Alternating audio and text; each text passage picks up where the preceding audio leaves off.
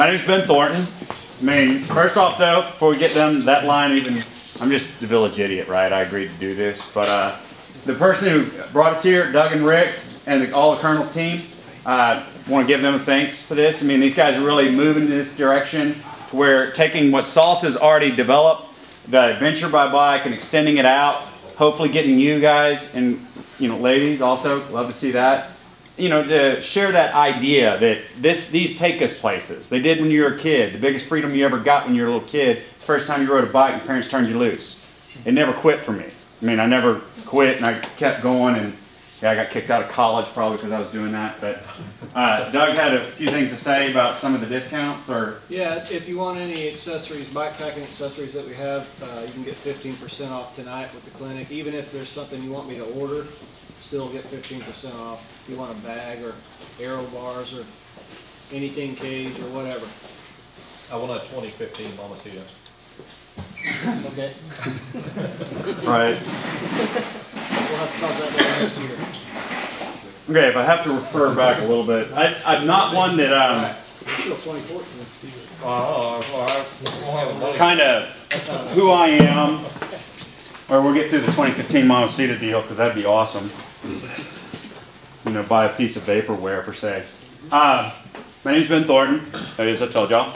As professionally speaking, I'm a Dallas firefighter. I'm a captain in the Dallas Fire Department. That's just my job, and I did it, and I chose it. I mean, I like my job, but I did it because it gave me a lot of time off, and I wanted to be able to do this more. I had hobbies way back then, and so that's what I pursued.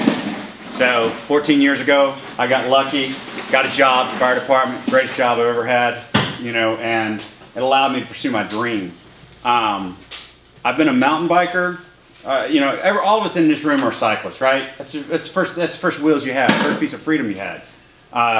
In 1983, I spent all my mowing money. I grew up in Katy, Texas, flat as can be, rice farming. I grew up on a rice farm. I spent all my money I made one summer mowing yard, and I bought an 83 Schwinn High Sierra, and I still have it. And if you look at it, and I mean a 13-year-old riding it, I mean it's like the frame's this big, it's huge. So I had this idea, this is what I wanted to be. I want to be a mountain biker. So I started chasing that. Everything I've done since then has just been an extension. I've never walked away from this. It's something I've always done, mountain biking, cycling in general. Probably no different than any guy who's in this shop, or most of y'all. It's just something, hey, makes you feel good. You're not in a cubicle, right? So probably one of the questions that, that was listed on some of the topics we're going to talk about is why do this? Why do we do this? Or why do it? Why go out and bike pack and everything else? And, there's something that's always stuck with me.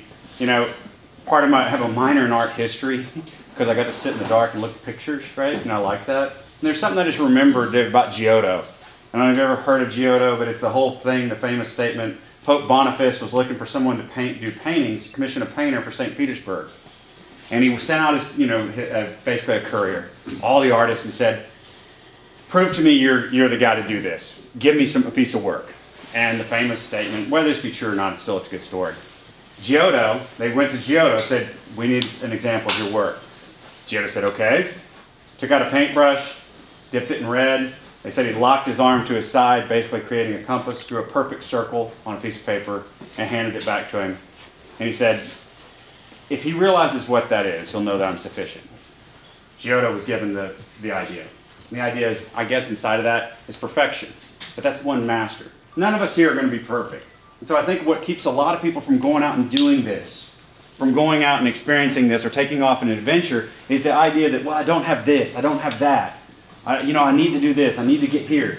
Throw all that out the window. It's all not real. You could go to Academy Sports, you could go to Walmart, and you could do all this from there. The only difference is things get lighter, things keep going. So why do it? You do it to rejuvenate your childhood, to escape whatever you're doing in life that you don't like to do, because when you're standing there and you're having to do that task or whatever it is at work, you can sit there and think, well, in my head, I'm constantly thinking, well, what am I going to do? What am I going to come up with next? Adventure. And so you branch out inside of that. And some of that, that's running down that idea, that thought, it leads into the how do you get started.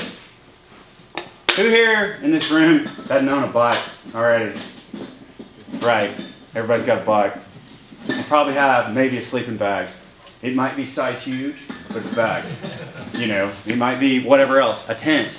It gets really simple. I mean, as far as like just how to get started.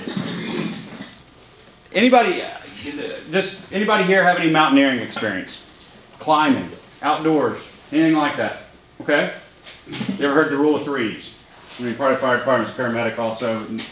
I was a climber before that. And so the rule of threes, you know what that is? Right, rule of threes. Oh no, I was trying to mess it up. God, I was looking for one. I needed one. Just one. Help me. I can't have one beer, I can only have 3 beers.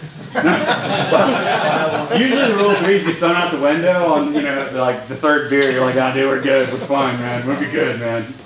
But the idea is, you know, the human body and nature, you can go 3 hours without heat.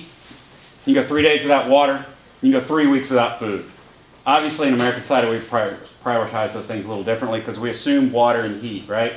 So out here, and how to get started, take care of your basics. Make yourself warm, give yourself shelter. Food, that's easy. You can eat anything in creation if you ride far enough, right? So we can run down that and more march it out. So part of this is like to be engaging this side of it and is taking you out into some place that you haven't been. There's a guy that I follow a lot. He has a blog. He's a Brit. His name's Alistair Humphries.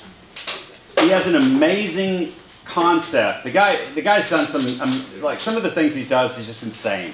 Like walk Iceland north to south with his buddy, and you read the whole journey, and they're carrying 80-pound pack with pack rafts, and it's just terrible when you read it. It just doesn't sound like fun. But he has this. It sounds terrible. But he has this great idea. They're called micro adventures. And and everybody here, I've seen responses and different people said things. Well, for following the why do this? Well, but we're stuck. We're here in Dallas. You're here in Fort Worth or wherever you are. Man, it's here. It's wherever you want it to be. Micro adventures is the concept of what can you do in 24 hours.